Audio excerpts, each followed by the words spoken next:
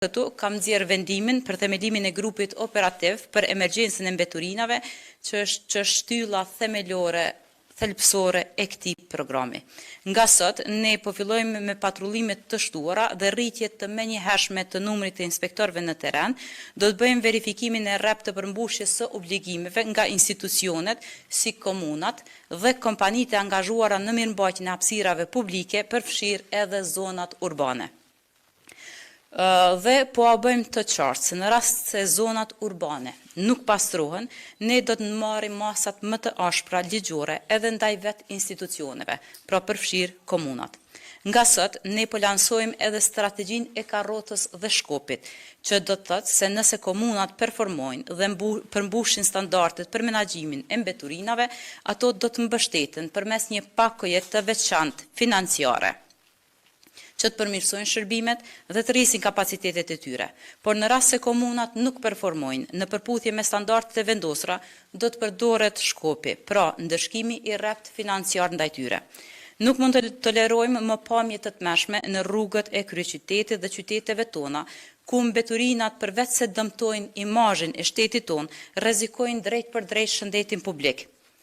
Të gjithë ne kemi parë se si mbeturinat të shumta gjenden në për rrugë e lagje të qyteteve tona, e cilat janë aty për shkak të mosmirëmbajtjes. Dhe si rezultat kemi përhapje të insekteve dhe brejtësve dhe si duke pas parasysh që shpejt do të fillojnë ditët e nxehta, ne kemi parë të rëndësishme që të vazhdojmë me këtë pako emergjente.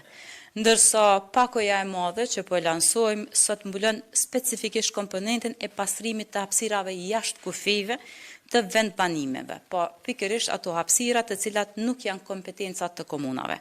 Për të jetësuar këtë, ne kemi ndarë një buxhet prej 1 milion eurove, pra direkt nga buxheti i shtetit të Kosovës. Deri tani, kemi nënshkruar 4 marrëveshje jetike me kompanitë publike, si KRM Prishtina për gjithë rajonin e Prishtinës, KRM Uniteti për rajonin e Mitrovicës, KRM Pastërtia për rajonin e Ferizajit dhe Gjilanit, si dhe Drini Bart për rajonin e Pejës. Këto kompani rajonale do të angazhohen drejt për drejt në largimin e mbeturinave dhe rehabilitimin e hapësirave të ndotura, ndërsa Ministria do të mbështesë financiarisht këtë operacion gjigant. Ndërkohë, jemi në negociata për nënshkrimin e marrëveshjes së 5 shumëpalëshe mes Ministrisë, KEK-ut, KMDK-s dhe Ministrisë së Ekonomisë, përmes së cilës do të sigurojmë krijimin e deponisë për mbetjet inerte, pra mbetjet të cilat krijohen nga sektori i ndërtimit, një zgjidhje që ka munguar deri më sot. Ky bashkëpunim vjen në një moment kur ndërmarrjet tona publike po konsolidohen fuqishëm fal punës sonë të përbashkët ndër vite. Një tregues i qartë i këtij konsolidimi është edhe vetë kompania kosovare për menaxhimin e deponive, e cila ka shënuar një rritje të vazhdueshme financiare.